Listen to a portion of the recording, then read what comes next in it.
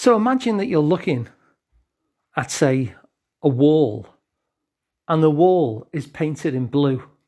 And you and your friend are both looking at this wall, and you both agree that the wall is blue. That wouldn't be particularly surprising, but let me throw this thought. You both agree that it's blue, but there's absolutely no way of you knowing whether the thing that your friend is seeing in their mind's eye is the same blue as you're both calling it, the same thing that you're seeing in your mind's eye. The thing that they're labeling as blue might be something entirely different to you. You've both given it the same label, but you don't know what they're actually seeing in their mind's eye, or whether it matches what you're seeing in your mind's eye. And I throw that out because it's pretty similar as well when it comes to emotions. We have labels for emotions like sad or angry or upset or whatever. And what I find in my work that I often say to people when they tell me that they feel sad or angry or whatever is I will ask a question like, so tell me what sad means for you.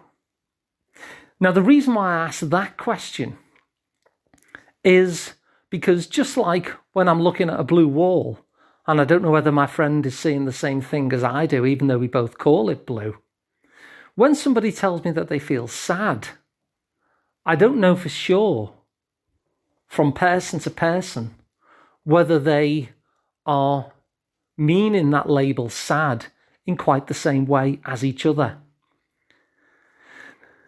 Now, when we're young and we have a set of behaviours or we feel certain things and we display what we're feeling in some way, typically it's someone else who will initially at least label that as sadness. Oh, so you're feeling sad. And who knows, maybe you weren't feeling sad at all. In fact, what we're actually feeling is a set of bodily sensations, aren't we, when we feel an emotion? And so what can sometimes happen is that we will have a set of bodily sensations and we'll give it a label that kind of feels familiar to us, a label that was probably given to us by somebody else when we were first learning words. And so often I find it helpful to kind of go beyond the label and say, well, what does sad mean for you? What's going on in your body when you identify yourself as sad?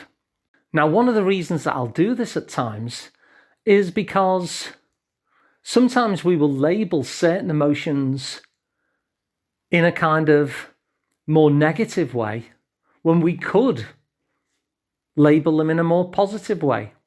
And a very common example of this is the difference between anxiety and excitement. So when somebody is feeling anxious about something that's coming up, I'll ask them what anxiety means to them. Like, how do they know they're feeling anxious in that moment? How do you know you're feeling anxious in any moment that you feel it? What's going on in your body?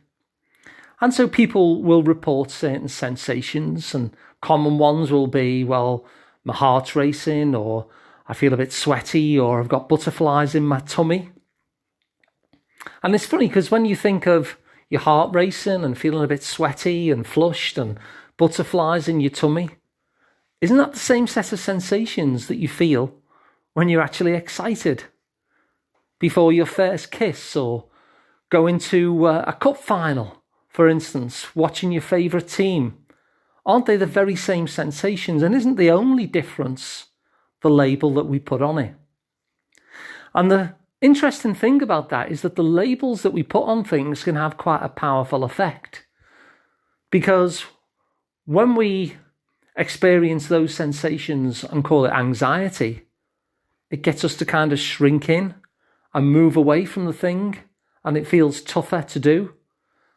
But when we have that same set of sensations and call it excitement, then we start moving towards that thing.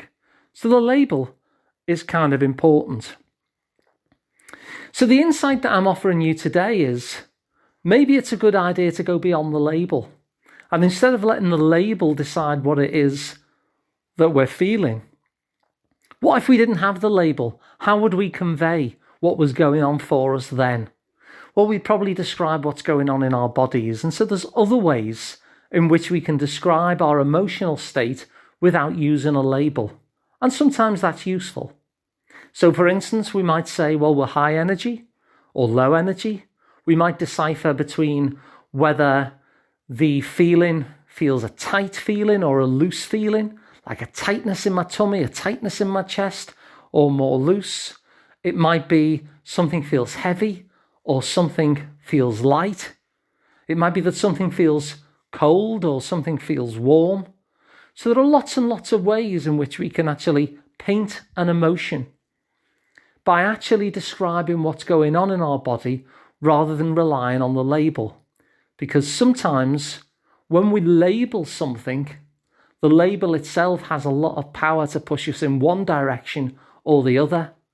And as we've seen with anxiety and with excitement, the label that we place on the exact same set of bodily sensations can make doing something really difficult or doing something really desirable.